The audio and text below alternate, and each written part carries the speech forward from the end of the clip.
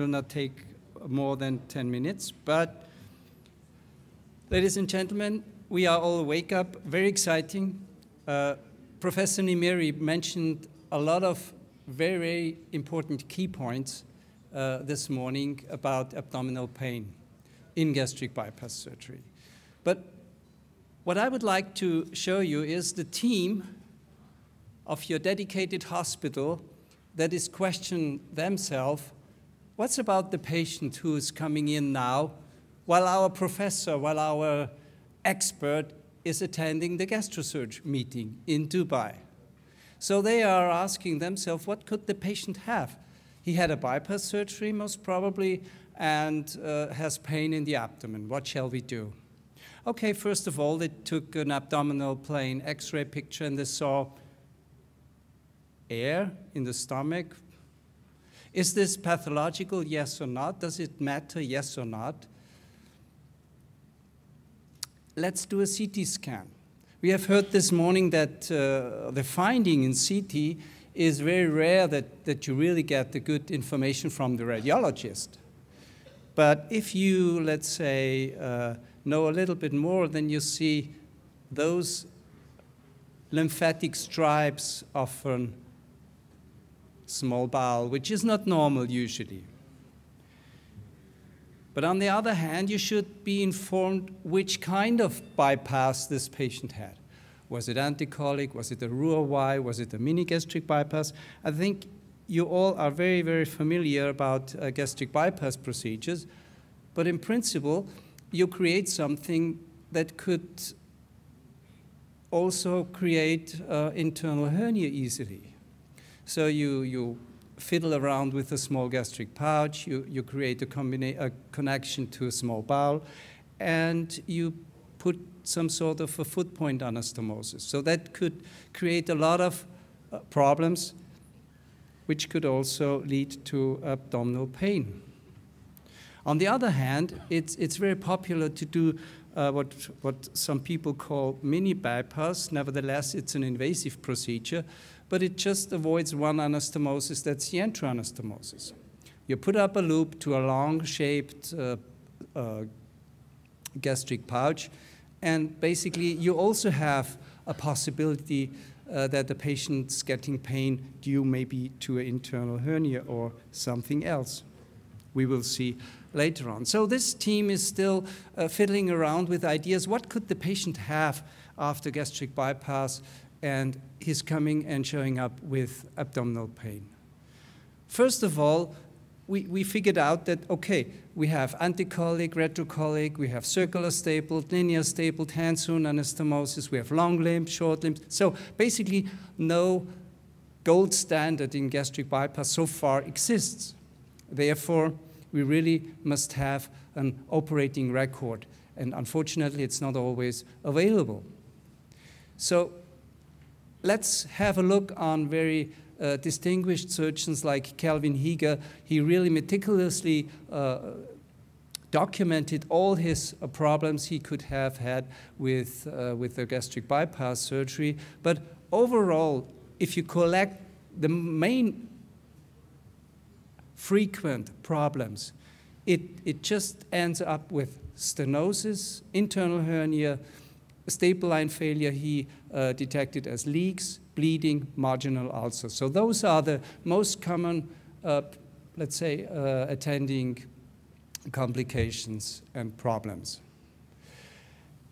And one of let's say, checklist you should have in your outpatient clinic so that you really figure out this is not happen. The patient is not showing up because he had a dumping syndrome or he had a food intolerance or he had, let's say, a chocolate cake after a gastric bypass and they celebrated, let's say, a birthday and a patient is coming with abdominal pain because chocolate cake is not the first choice of food after a gastric bypass procedure.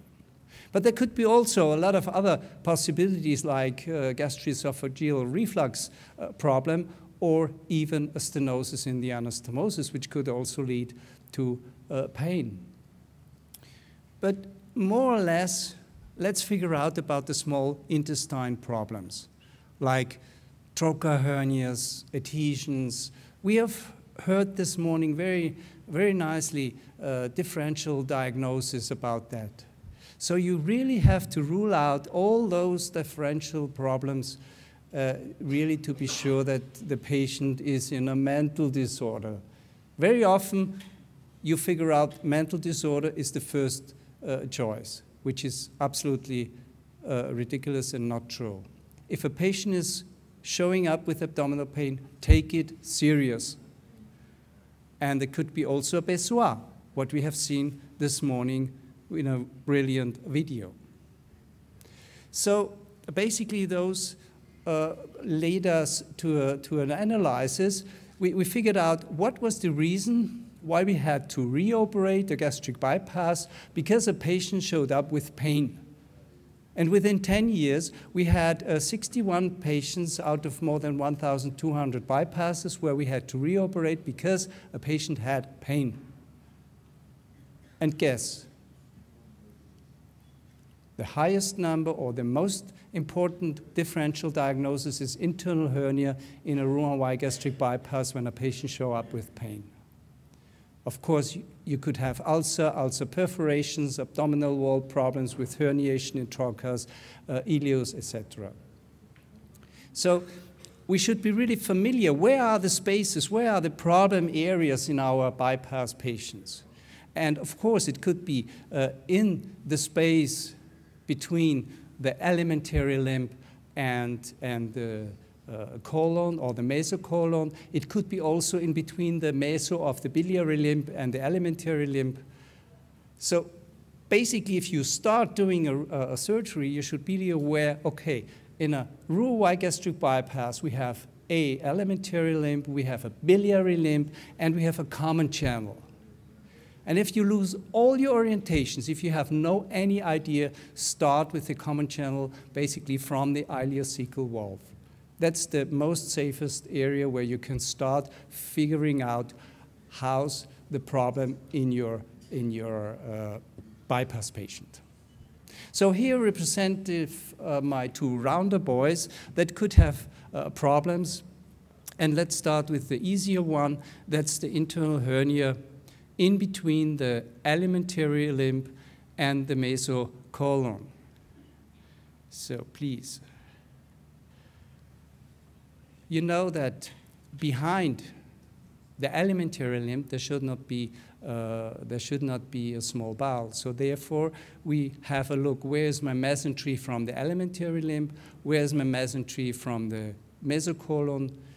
And you just figure out that there is a loop exactly in between that space, and that we call the Peterson space. So you bring back all your small bowel loop to the left side or to the left patient side, and then it's really not a big deal to close this defect. When a patient has enormous amount of fat, this Peterson space is very small. So if you close this small space with the suture and the patient loses a lot of fat, you create a very dangerous opening, and you risk really a necrosis.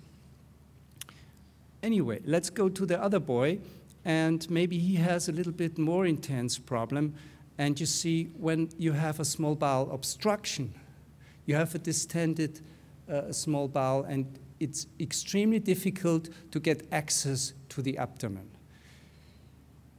So I always ask people who are coming for training, what would you do in such a case? Most of them will say open the patient, do a conventional laparotomy. Of course, that's never a failure. But first of all, I tried to, let's say, remove the distension. And the anesthesiologist put in a tube, a nasogastric tube, and you can easily remove the distension. So immediately you get an access laparoscopically. So that is the alimentary tract, which was now decompressed, but there's still remaining the biliary limb, which is distended, and this we could easily solve with a simple suction device that we use for gallbladder procedures where you have a distended gallbladder. You just remove the pressure from the remnant stomach.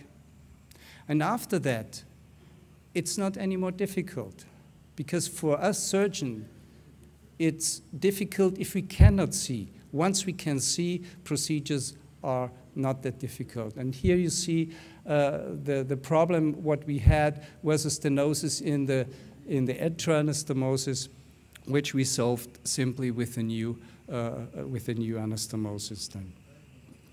Okay? So, let's continue and also find some take-home messages, what our team now is fiddling around. But on the other hand, you could also have ulcer diseases, ulcer that create a connection in between the gastric pouch and the remnant stomach. And that could lead to an enormous acid reflux or to severe pain, which you could solve in that way that you resect this fistula. But before that, you should find a strategy. Before you go into the abdomen to solve this problem, of course, you need the landmarks of gastric pouch, jejunum, remnant stomach, and then you set up and solve this problem. So this connection could create just done by a simple perforated ulcer that perforates in the remnant stomach. So while this team was fiddling around, what could the patient have, we have learned that there are a lot of differential diagnoses possible. And what I would say, take it back home. It could be a very simple reason why the patient has pain. Okay, the cookie for the celebration, yes, could create pain. But on the other hand, it could be also a life-threatening problem. And that's the reason why we don't have really an algorithm, except that the threshold for the surgical exploration, so the indication for a re-laparoscopy, for exploratory laparoscopy, should be very, very low. Yeah, basically that's my presentation so far. I would love to invite you to Vienna this year in August to the World Congress, where we share a lot of very, very interesting topics. And once again, thank you very much for your attention, and sorry for the beginning.